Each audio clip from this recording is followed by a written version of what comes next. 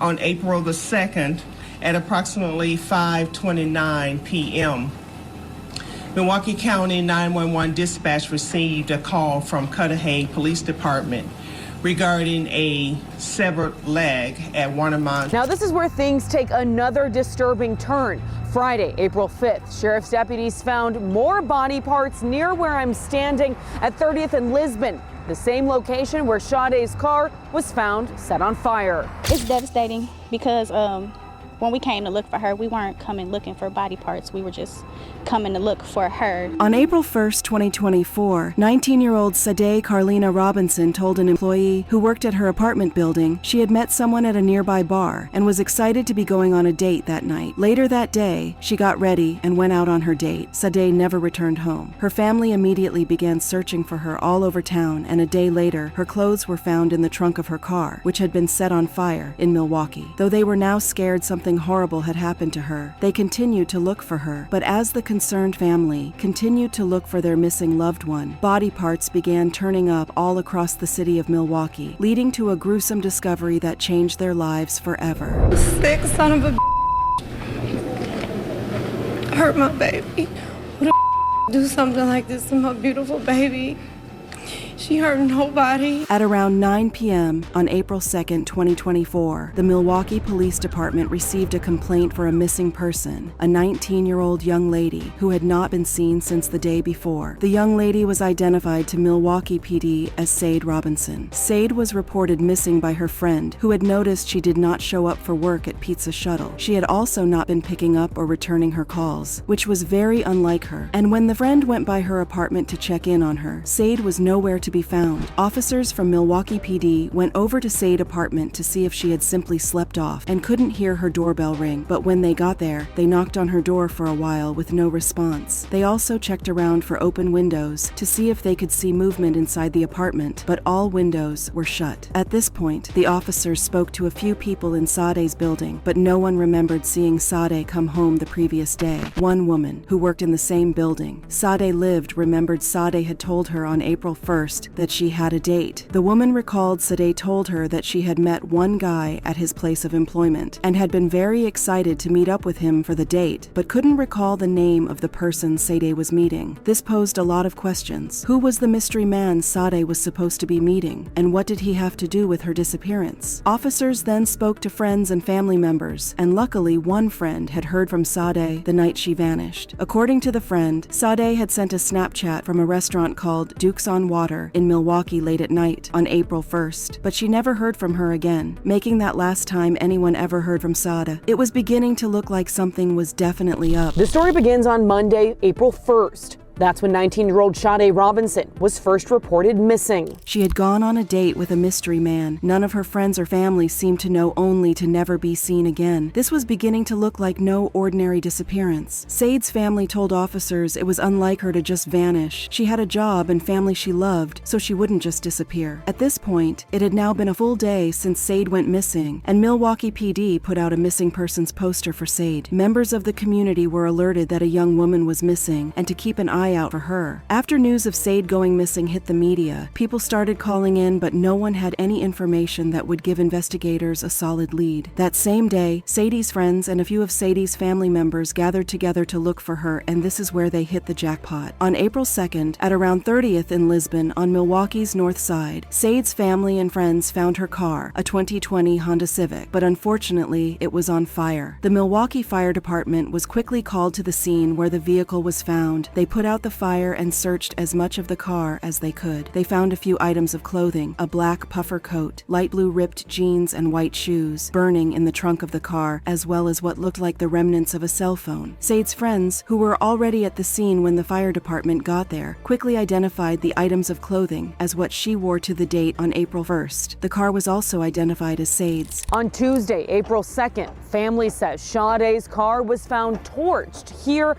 near 30th and Lisbon on Milwaukee Milwaukee's north side. That date was looking more and more suspicious as time went by. But there's more. Just as investigators pondered on how the car got to where it was found and where Sade was, they caught a huge break in the case. A friend of Sade called the investigators in charge of Sade's disappearance with a clue that would send the investigation in a heartbreaking direction. She told them she had tracked Sade's location using the Life 360 app, and the app reported that Sade was in Warnemont Park at around 4:30 a.m. on April 2nd. Investigators rushed to the park and combed through it inch by inch, but unfortunately, they found nothing. At this point, Sade's case had developed a life of its own, and tips and information was pouring into Milwaukee PD's office. But amidst all the calls reporting tips was a rather disturbing call. Milwaukee PD received a call from another police department. Milwaukee County 911 dispatch received a call from Cudahy Police Department regarding a severed leg at Warnemont Park. At around 5:29 p.m. on April 20, a good Samaritan taking a stroll through Warnemont Park came across something bizarre and quickly called 911 because of the area where it was found. It fell to Cudahy PD, and it wasn't until news of Sade's disappearance and the last place her phone was tracked to got to them that they put two and two together. That same day, a severed leg was found here at Warnemont Park in Cudahy,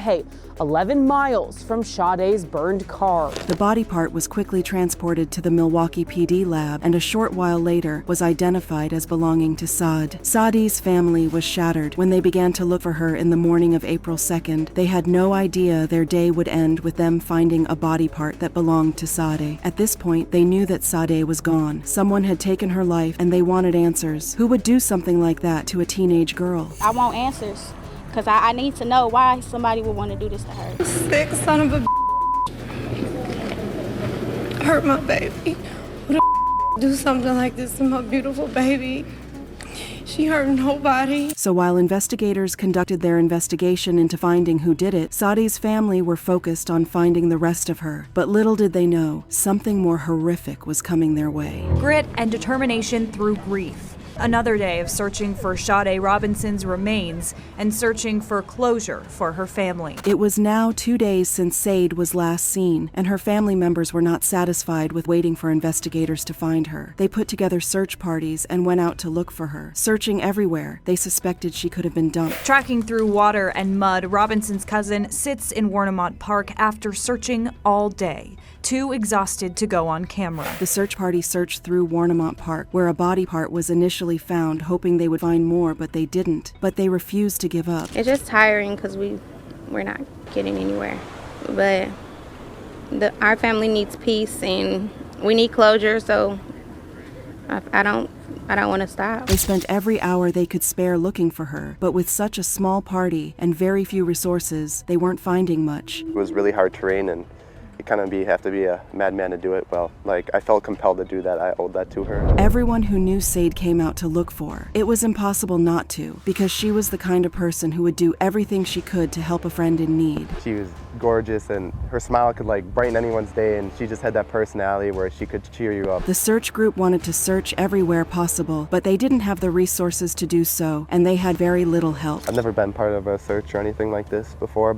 People want to get on the water because obviously she might be in the water and we don't have the resources. At the same time, the Milwaukee PD were also conducting their searches as the investigation went on. The Milwaukee County Sheriff's Office telling 12 News tonight all known locations have been searched multiple times, also saying the search is ongoing as they continue to identify possible new locations through investigation. During the course of the investigation, investigators spoke to family, friends, and colleagues of Sade. They obtained her phone records, which led them to CCTV footage of the restaurant Sade's date took her to. According to police reports, at around 4:15 p.m. on April 1st, the day Sade Robinson went missing, she sent text messages to a phone number later determined to belong to the man she was on a date with. The two arranged to meet at Twisted Fisherman Restaurant at 1200 West Canal Street for dinner. Once investigators had the number of the man she was on the date with, it was only a matter of time before they found the man the number belonged to. That man was identified as Maxwell Anderson. At around 5:20 p.m., Sade Sade met up with Maxwell at the restaurant, and the two had food and drinks at the bar. According to the people who work there, Maxwell arrived first and told a bartender he was there for a first date. Staff of the restaurant also confirmed that Maxwell used to work there. Around 6:30 p.m., the two leave the restaurant and arrive in Sade's car at Duke's on Water, 158 E Juneau Avenue. While at the, Sade sent a Snapchat to a friend to update her on her location. CCTV in the restaurant showed the two leaving the bar at 9:06 p.m. The moment they left the restaurant, though, investigators lost sight of them. But luckily, a friend of Sade had access to Sade's locations through the Life 360 app. It was something they set up together a long time ago to always keep track of each other's movements, and it would play a big role in figuring out what happened to Sade. Using the app and cell phone evidence from Sade's phone, investigators were able to determine that Sade went home with Maxwell on the 3100 block of South 39th Street as her phone pinged cell towers around his home. At 9:24 p.m., Sade's phone was located in the area of Maxwell's home. Surveillance video from his home showed two human figures arriving at the house in the night, but at around 12:48 a.m., Sade's phone left Maxwell's home, traveled through Milwaukee's downtown and the area of Sade's apartment before continuing north. An hour later, Sade's phone traveled to Pleasant Valley Park along the Milwaukee River in the city's River West neighborhood. But an hour after that, the phone left the area and headed to Warnemont Park in Cudahy, arriving at 2:45 a.m. Surveillance cameras from Cudahy High School showed a car matching Sade's heading toward the pump house at Warnemont Park. Some minutes later, a different surveillance camera captured a human figure descending the bluff to the beach level. Her car left the Warnemont Park area, but minutes later, Sade's phone battery went flat, leaving the investigators unable to track her phone anymore. Thankfully, through CCTV cameras, investigators were able to determine where Maxwell went after leaving the park area. At around 7:29 a.m. on April 2nd, surveillance cameras captured a white male walking away from a car fire burning in a parking lot on the 1800 block of North 29th Street, the same area Sade's car was found burning. A witness later told investigators he saw the male exit the vehicle and toss a lighter into it before walking away. The male was wearing a gray hoodie and a tan backpack. At 8:35 a.m., video footage from a Milwaukee County Transit System bus showed Maxwell in a gray hoodie with a tan backpack getting off a bus near his home. Surveillance footage around his house also showed him arriving at the house a few minutes later. Sometime that morning, Cudahy city workers reported that it appears someone used a car to ram open a gate to a service road leading to the pump house. Police later recovered a broken piece of a vehicle that belonged to a Honda Civic, same car Sade drove. At this point, investigators had a pretty good idea of what happened to Sade, and with that, investigators were able to obtain a search warrant on Maxwell's house. A few hours after they searched his home, he was taken in as a person of interest in Sade's disappearance. On Thursday, April 4th,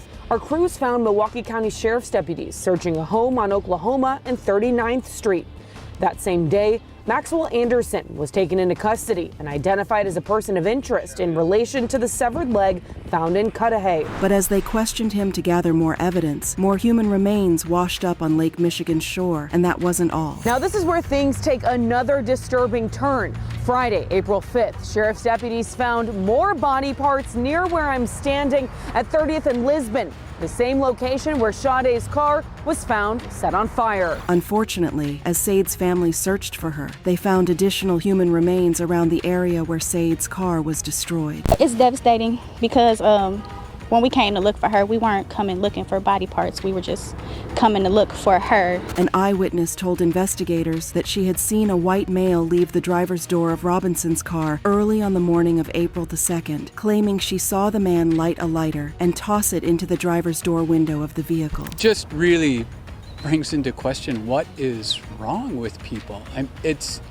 It's heinous. A day after, Sade's family found those remains. A stranger walking the beach found more. Someone walking the remote beach around 7:30 this morning found a torso and an arm just yards away from Angela Buchanan's home. Residents of the area were immediately on edge. Yards from my front door. I'm definitely on edge now. The Milwaukee County Sheriff's Office believes the body parts belong to 19-year-old Sade Robinson. People were horrified that something that horrific could happen to a girl just starting her life. This is not something that anybody should have to go through, especially such a young girl. Body parts turning up all over Milwaukee made people very scared. No one knew what they would come across on a leisurely stroll. It just kind of makes me scared now to kind of want to come down here with my dog, and do what we do every day, because now it's Am I gonna come down here and be the next one that's gonna find more body parts? A woman who lived around that area felt very worried about leaving her house. She didn't want to happen on any parts. Oh my God, my heart breaks for her. If I would have found those, I would have been devastated. I can't even imagine what their family feels like. With another part found in that area, Sade's family and their search parties headed there and found something belonging to Sade. On Saturday, April 6th, Sade's family searched that same area and found her blanket. Milwaukee police came out to search again and found even more human remains.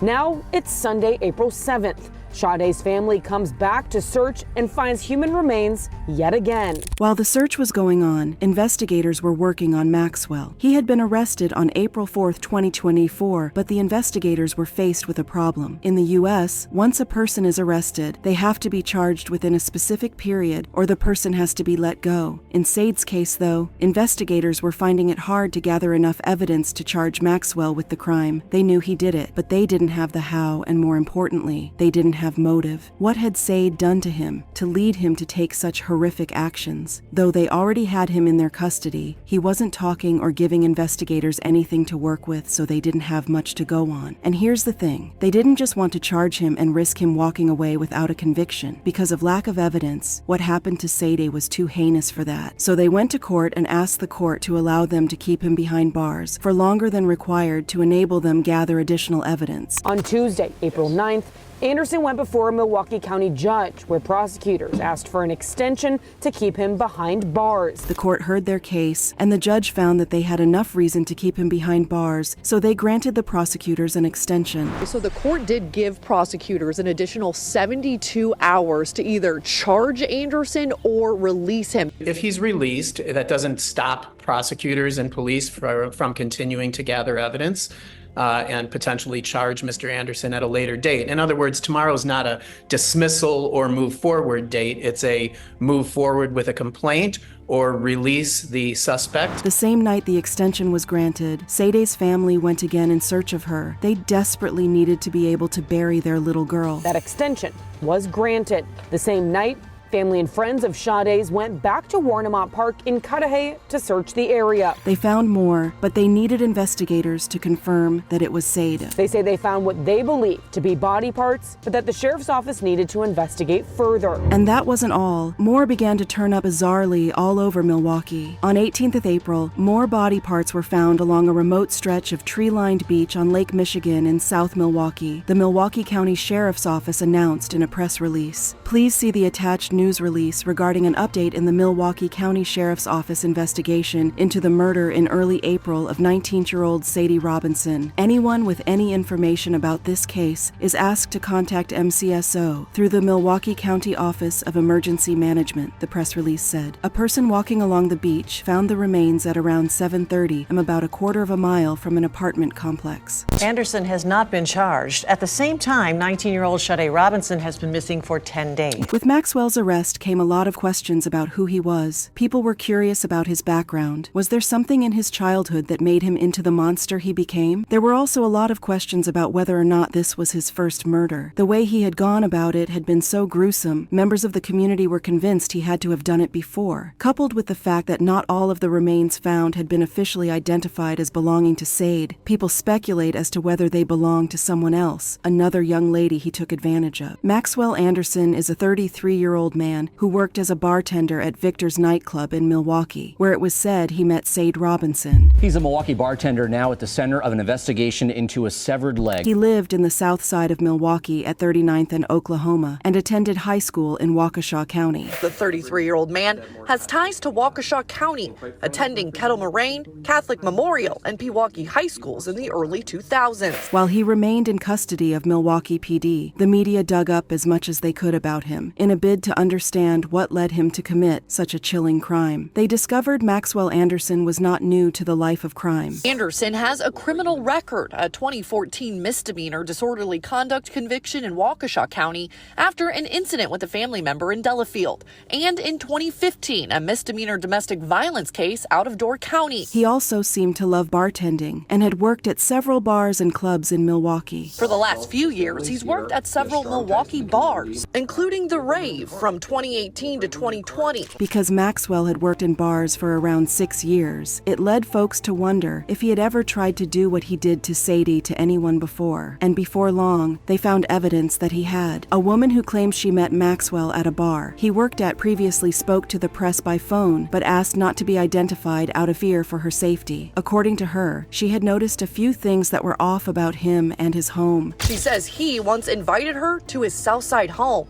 I remember there being something about a hole in the yard, and this was back in fall. I remember asking about it. He was like, oh, I'm building a garden. And when I got in, it just kind of seemed like he was in the middle of a whole bunch of renovations, but kind of seems like the kind of guy that never would finish them. There was no such garden found at his home, but Milwaukee PD did find something else rather disturbing. 12 News learned from multiple law enforcement sources Anderson had what is described as a dungeon in his basement. The same basement the woman said Maxwell tried to force her to see when she visited his home. So I got a little bit of a tour, and he was like, do you want to see the basement? And I was like, no, I'm okay. He's like, it's creepy down there. And I was like, no, that's okay. Thankfully, the woman survived. Unfortunately, the same could not be said for Maxwell Anderson. While his crimes were splashed across the news, people who knew him could not believe that he would do something like that. We're not naming that person because they have not been charged, but I spent the day talking with people who knew that person, many saying they were shocked to hear what had happened. I almost fell to the floor because I was in disbelief. Same circle.